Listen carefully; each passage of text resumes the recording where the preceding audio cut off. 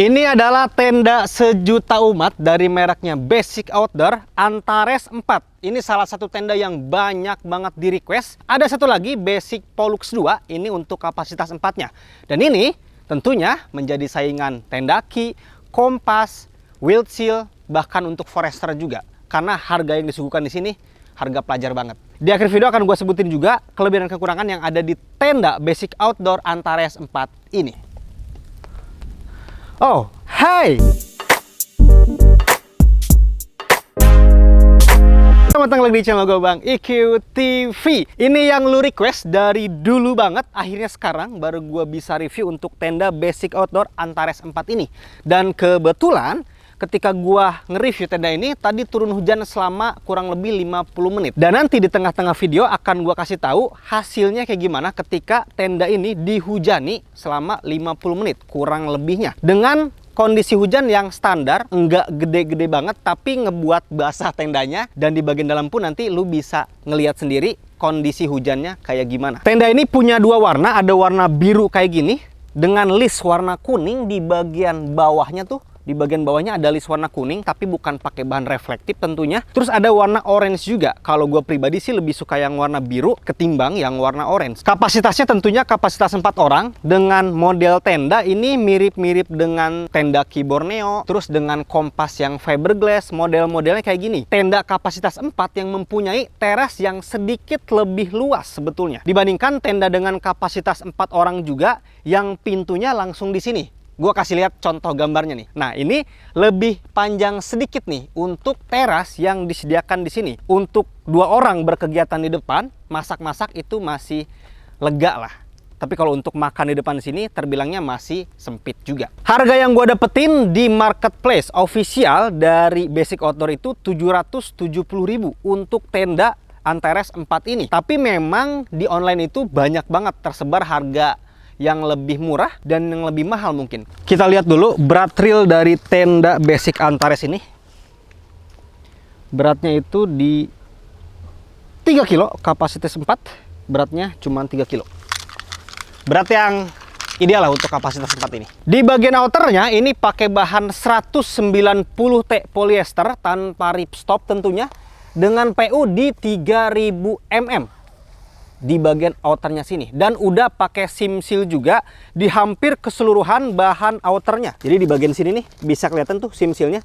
Jadi di jahitan-jahitan bagian outernya ini udah dibalut oleh sim seal, atau lebih tepatnya ini pakai sim tape. Karena yang sering gua bilang di bagian outer itu harus ditutup menggunakan sim tape karena ada lubang-lubang kecil tuh bekas jarum jahitan, makanya lebih aman sih di sim tape kayak gini aja. Tenda ini terbilangnya punya spesifikasi yang tinggi tapi harganya masih terjangkau banget. Terbukti dari frame yang dipakai di sini, pakai frame aluminium alloy dengan diameter 7,9 di sini, dan gua suka sih frame yang ada di sini tuh terasa lebih solid gitu. Dibandingkan frame-frame yang warna silver, ini terasa lebih bagus sih di gua untuk si frame yang ada di sini. Dulu tuh agak susah untuk nyari tenda di harga 700 ribuan, kapasitas gede yang mana kapasitas 4, tapi punya frame aluminium alloy kayak gini. Sekarang udah ada dari Basic Outdoor, karena kalau gua bandingkan dengan beberapa tenda lain yang hampir setara dengan harganya itu ya paling Kompas, tenda Kompas yang aluminium alloy. Kalau dibandingkan dengan Jar Venture ya harganya lumayan jauh. Jar Venture 900 ke atas, kalau ini 770.000. Kalau dibandingkan dengan Tendaki kapasitas 4-nya yang alloy mungkin mirip-mirip untuk harganya. Yang pasti untuk tenda ini terbilangnya harganya terjangkau. Ini penampakan bagian dalam tenda ini. Jadi udah kelihatan langsung ini pakai frame aluminium alloy yang warna orange kayak gini. Jadi konstruksinya itu menyilang di bagian tengah seperti biasa diikat. Terus untuk memasang inner ke bagian framenya udah model yang modern kayak gini, pakai hook kayak gini, jadi lebih gampang untuk pemasangan nantinya. Dan kalau ngelihat komposisi innernya itu, ini hampir bisa dibilang 70% atau 60% bahan polyester yang ada di sini. Ini tahan angin nih untuk bahannya. Ketika gua coba tiup, ini nggak breathable karena ada beberapa bahan inner tenda itu yang pakai bahan breathable. Kalau ini kelihatannya bukan pakai bahan breathable, jadi sulit untuk ditembus angin di bahan inner yang ada di sini. Enaknya ketika nantinya ada angin kencang beserta dingin, ya ketahan nih sama bahan yang ada di setengah ke bawah sini. Nah, bagian atasnya ini pakai bahan mesh dan kerapatannya juga tinggi.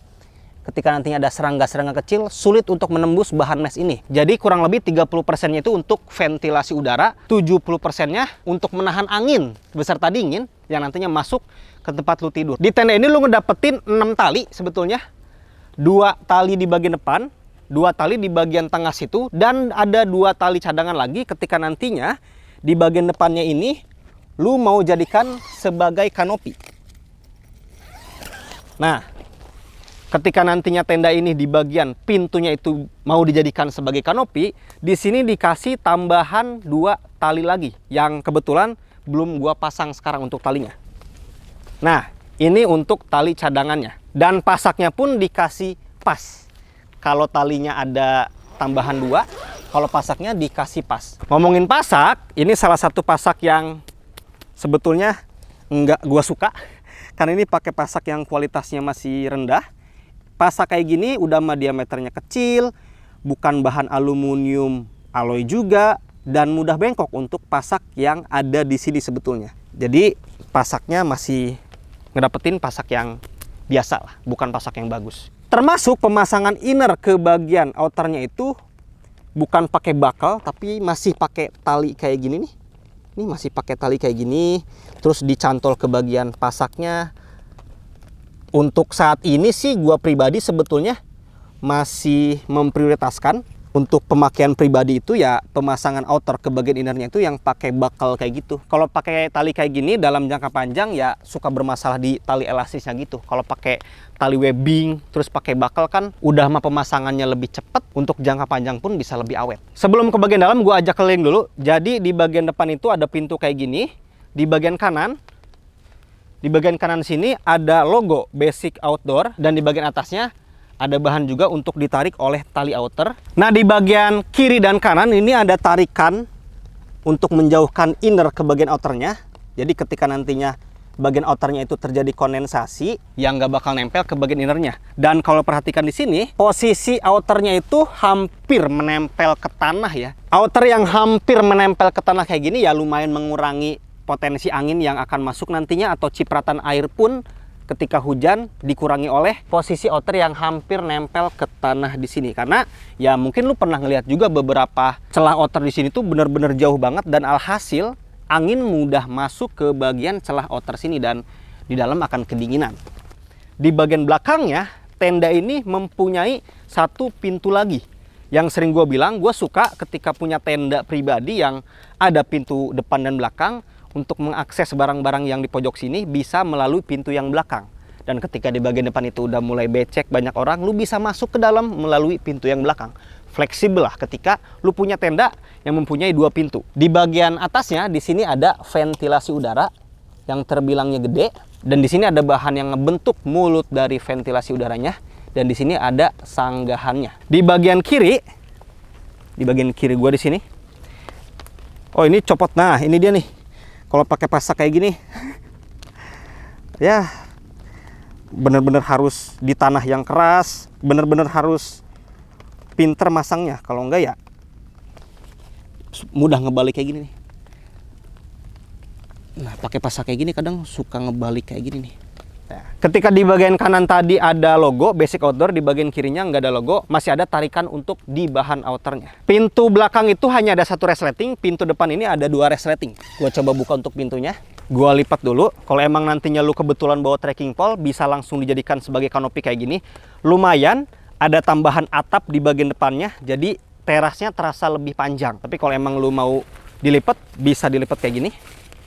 Bebas cara ngelipetnya kayak gimana, yang penting rapi aja.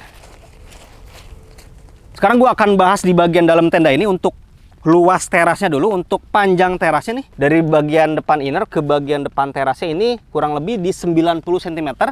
Lumayan panjang sebetulnya, biasanya ada yang 60 cm, ada yang 70, ini di 90 cm. Untuk lebarnya ini di 210 cm. Untuk nantinya masak-masak ketika mungkin kondisi hujan, di sini masih bisa dilakukan karena lumayan panjang tuh si depan terasnya dan lebar juga. Cuman memang harus sedikit dibuka untuk pintunya, karena kalau masak-masak asap itu bakal diem di dalam kalau ditutup, makanya dibuka sedikit.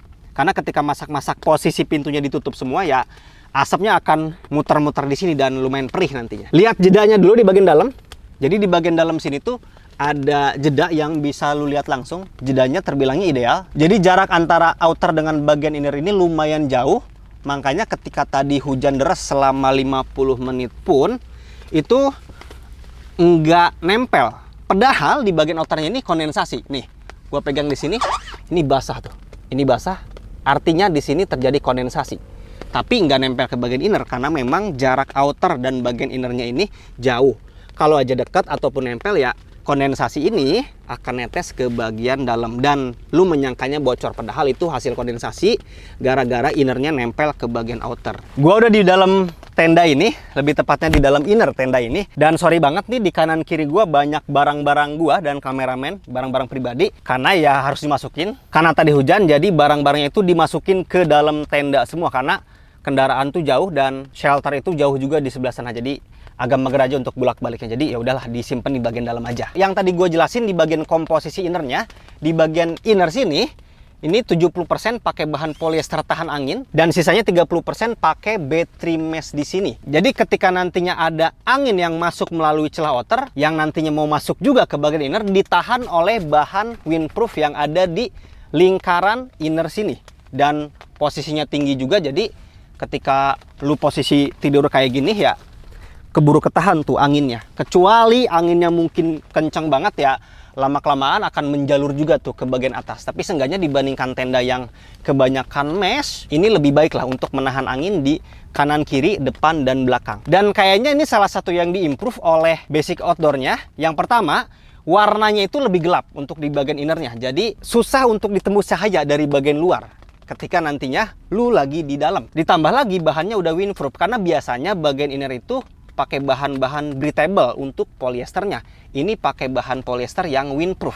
Ketika ditiup pun nggak bisa tembus. Kalau yang breathable itu ketika lu tiup bahan ini, itu masih tembus-tembus angin. Kalau ini susah untuk ditembus, jadi itu akan berpengaruh juga ketika nantinya ada angin masuk, ya ketahan oleh bahan yang windproof di sini. Untuk ukuran di dalam tenda ini, yang mana cukup untuk 4 orang. Untuk lebarnya ini 210 cm, untuk panjangnya pun 210 cm. Jadi persegi lah untuk bentuk inner yang ada di sini. Menandakan mana inner depan dan belakang. Untuk yang depan itu ada tulisan di sini, ada nama serinya Antares 4. Kalau yang belakang itu nggak ada nama serinya. Dan tenda ini terbilangnya pendek karena untuk tingginya itu di 120 cm aja. Kalau ngelihat beberapa tenda apalagi kapasitas 4 itu ada yang 135, ada yang 140 mungkin. Kalau ini 120 cm terbilangnya pendek lah. Jadi ketika nantinya ada angin kencang itu ya tenda yang lebih tinggi biasanya yang ketabrak duluan. Kalau tenda ini ya kehalang tuh sama tenda-tenda yang lebih tinggi. Kalau kebetulan di kiri dan kanannya itu ada tenda yang lebih tinggi dibandingkan tenda ini. Di bagian atas ini ada hook untuk gantungan lampu tenda seperti biasa. Jadi hooknya model kayak gini nih. Dan langsung kelihatan nih ada beberapa serangga yang mau masuk. Agak susah karena emang pakai bahan battery mesh di sini. Di bagian floor atau lantai yang ada di tenda ini pakai bahan semacam terpal tuh. Kalau lihat di sini, dan ini punya waterproof rating atau PU di 5000 mm nih, yang ditulis oleh Basic Outdoor-nya di spesifikasi produknya. Sebetulnya untuk di iklim tropis atau karakteristik gunung-gunung di Indonesia, bahan terpal kayak gini lebih cocok sebetulnya. Karena apa? Karena di gunung-gunung Indonesia itu rata-rata tanah, batu, dan akar. Kalau pakai bahan yang Oxford mungkin atau polyester atau nylon bahkan ya itu kan lebih tipis, lebih rentan lah dibolongi oleh batu dan akar. Kalau terpal kayak gini itu lebih tebal dan lebih pede. Gua pribadi ngerasanya ketika di bawah itu nanti ada akar-akar tajam atau batuan tajam. Tapi biasanya berpengaruh kepada beratnya. Tapi kelihatannya tenda ini sih beratnya masih aman ya. Tenda ini beratnya itu di 3 kilo yang tadi gue tunjukin. Kayaknya nggak masalah tuh untuk kapasitas 4 orang. Beratnya 3 kilo. Padahal terpal. Dan memang kesannya itu tenda dengan alas terpal kayak gini ya tenda-tenda sewaan sih. Tenda-tenda pribadi itu ya biasanya mereka milih yang udah ada footprintnya, udah pakai bahan Oxford mungkin atau pakai bahan nylon, polyester mungkin. Padahal ya kalau pendaki yang mengutamakan awet dalam jangka panjang, bahan terpal kayak gini sih ya bisa lebih awet sebetulnya. Jadi gue lagi nge-review dan kebetulan hujan, udah 25 menitan hujannya gue di dalam tenda ini. Dan sejauh ini di dalam tendanya aman, nggak ada yang bocor. Ketika kondensasi pun udah nempel ke inner. Kalau memang masih hujan, nanti gua akan update lagi ketika udah sejam dihujani untuk tenda ini. Sejauh ini sih baru 25 menitan, lagi OTW ke setengah jam. Kondisi tenda basic outdoor Antares 4 ini ketika diguyur hujan kayak gini masih aman.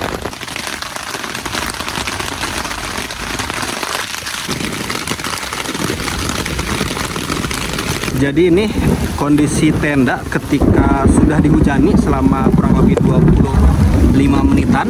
Tenda basic Antares 4 ini harusnya sih dari air yang udah menekan outernya sih harusnya udah terjadi kondensasi sih ya.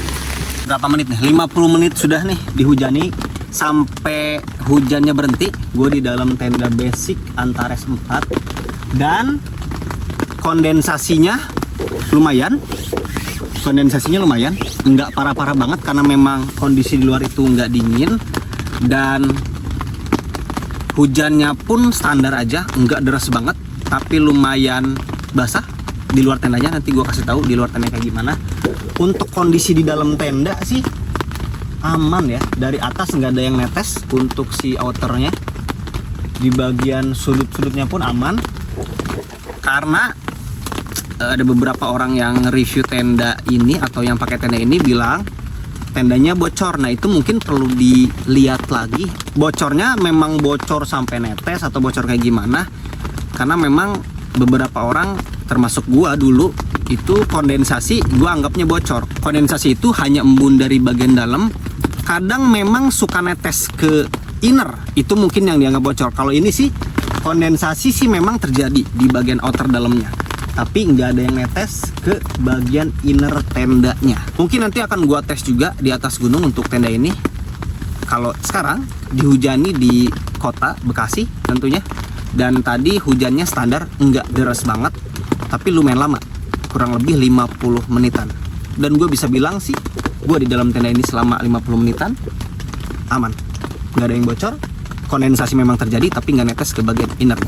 Sekarang gue akan ngomongin kelebihan dan kekurangan yang ada di tenda ini. Cuman ini udah mendekati maghrib, karena memang tadi gue nunggu sejam, atau lebih tepatnya 50 menit, hujan-hujanan di dalam tenda ini. Dan tentunya nggak bisa tag video, bisa pakai GoPro, cuman mikrofonnya itu bakal kebasahan nantinya.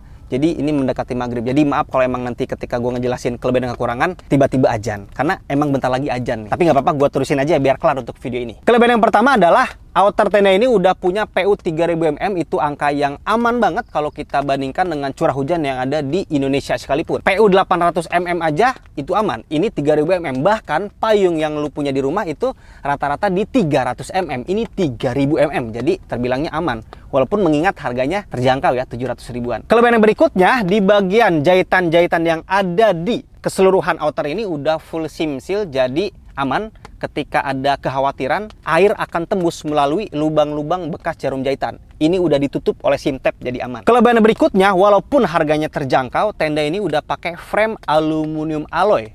Dibandingkan frame fiberglass, ketika terkena angin kencang, frame aluminium alloy lebih elastis. Dan kebanyakan yang rubuh itu ya pakai frame fiberglass. Balik lagi sebetulnya, tergantung pemasangan tendanya ketika di atas gunung. Tapi kalau dibandingkan ya frame aluminium alloy lebih bagus dibandingkan fiberglass dari ketahanan anginnya. Kelebihan yang berikutnya, tenda ini punya dua pintu, pintu depan dan pintu belakang. Yang sering gua bilang, ketika punya dua pintu di tenda yang lu punya itu aksesnya lebih fleksibel. Lu bisa keluar masuk lewat depan, begitupun lewat belakang. Kelebihan yang berikutnya, alas dari tenda ini udah pakai terpal yang tadi gue jelasin juga. Untuk di kondisi gunung-gunung di kita itu lebih cocok terpal sebetulnya, lebih kuat ketika nantinya ditusuk oleh akar tajam atau bebatuan untuk si alas yang ada di sini. Kelebihan yang berikutnya, di bagian innernya udah diperbaharui oleh Basic Outdoor, yang mana komposisi innernya ini udah 70% pakai bahan polyester yang tahan angin, 30%-nya pakai bahan B3 mesh di sini.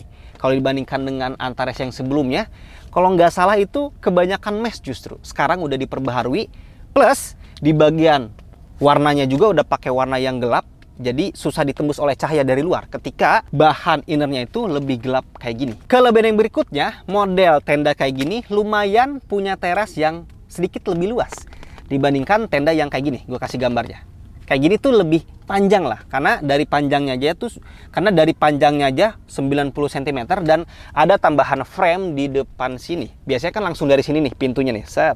Kalau ini ada tambahan kain lagi, terus ada frame di bagian depannya. Jadi sedikit lebih luas lah untuk teras yang ada di sini. Untuk lu masak-masak berkegiatan di teras ini masih nyaman untuk dilakukan. Kelebihan yang berikutnya, tali yang dikasih oleh Basic Outdoor Antares 4 ini cukup.